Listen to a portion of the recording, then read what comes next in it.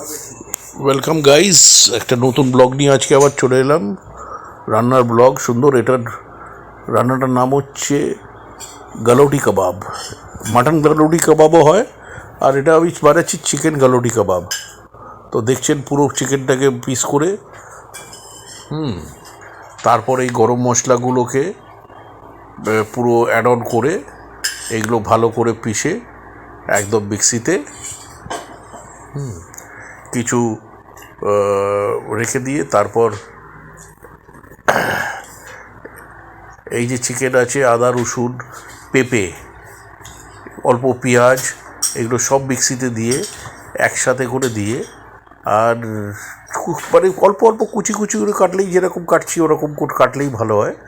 কেটে সব একসাথে দিয়ে রসুনও দেওয়া হচ্ছে।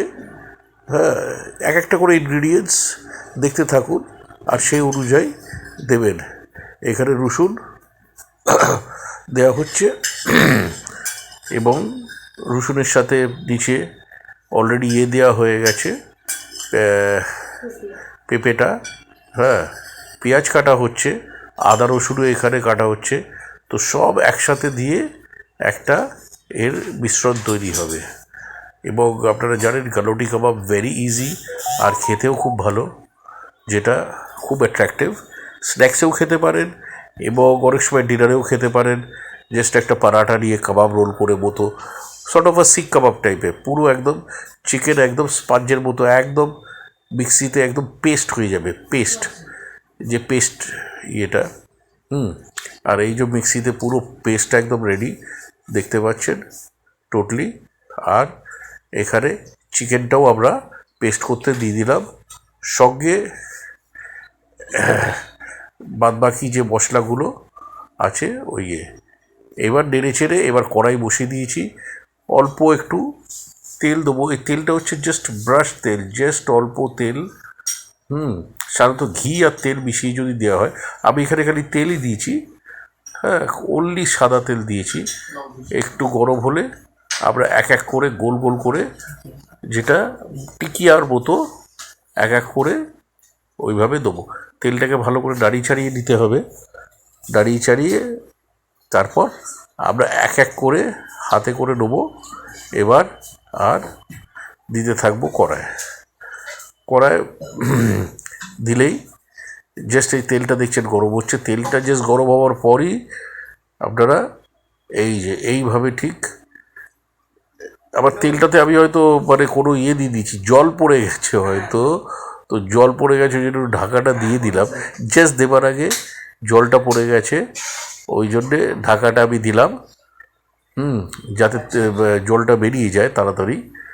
হ্যাঁ, এবার এখনও জলটা প্রচণ্ড রকমের ফুটছে। হ্যাঁ, ওই জন্য ঢাকাটা দিলাম। এই ঠিক হয়ে গেছে। এইবার আমরা আস্তে আস্তে করে অলরেডি ওই টিকিয়াটা দিতে থাকবো এইভাবে ঠিক এরকম করে। আচ্ছা, ভুলে গেলাম আরেকটা, লাল লঙ্কাও মিশিয়ে নেবেন। লাল লঙ্কা একটু, একটা ডিম দিয়ে দেবেন। আর শেষের দিকে বেসন দিয়ে মিক্স করবেন যাতে একটু হার্ডনেসটা আসে। হার্ডনেসটা অলওয়েজ বাস্ট। এটা আমি মুখে বলে দিলাম, আমি বেসনটা দেখাতে পারিনি। ঠিক আছে, তো এইভাবে ঠিক কড়ায় দেখছেন কি সুন্দর ওটা তেলে ওটা জাস্ট ফ্রাই হচ্ছে। খুবই অল্প তেল লাগে, ভেরি অল্প তেল। মানে এখানে যে ঘি তেল মিশ্রণ একদম প্রচণ্ড, সেইটা ওরকম নয়। হ্যাঁ, আর এইখানে জাস্ট একটু হয়ে গেলে আমরা উল্টে দিলাম। দেখছেন তলাটা কিরকম লাল হয়ে গেছে। মিটে আছে সবসময় রাখবেন যাতে ভেতরটাও একটু পেকে যায়। তো এই উল্টে দিতে হবে এক এক করে। ওপরটা ডিপ মানে একদম লাল হয়ে গেছে, ভেতরটা মানে ফ্রাই হয়ে গেছে। জাস্ট উল্টে এইভাবে উল্টে গেল এরকম। তো এরকম করে পিস করে জাস্ট ফ্রাই করে দিয়ে দেবেন আর জাস্ট উল্টে এবার আমরা প্লেটে সার্ভ করব। এটা হয়ে গেলে দেখতে কীরকম অপূর্ব লাগছে, মনেই হচ্ছে কড়া দিয়ে একদম পুরো খেয়ে নিই। আবার একটু অসুবিধা হচ্ছে উল্টাতে, কেন ফার্স্ট টাইম তো করে দেখাচ্ছি, ওই জন্য অটোমেটিক্যালি একটু অসুবিধা হচ্ছে। হ্যাঁ, আর সবচাইতে ভালো ইটস গুড ফর হেলথ, যেহেতু তেলটা কম, মশলা খুব একটা নেই। হ্যাঁ, খালি গরম মশলার উপরে হ্যাঁ।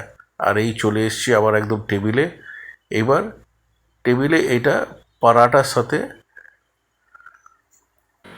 টেস্ট করছি, সব রকমভাবেই টেস্ট করা দরকার। পেঁয়াজ,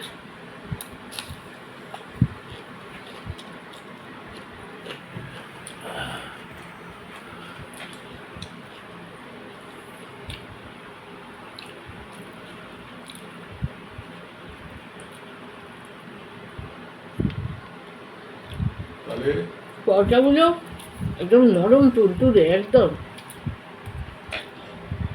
সব দেখিয়ে দিয়েছি। তাই আজকের মতো ব্লগটা এখানেই শেষ করছি। আপনারাও ভালো থাকবেন, শুভরাত্রি। আর সাবস্ক্রাইব করতে অবশ্যই ভুলবেন না। ঠিক আছে, আজকের মতো টাটা।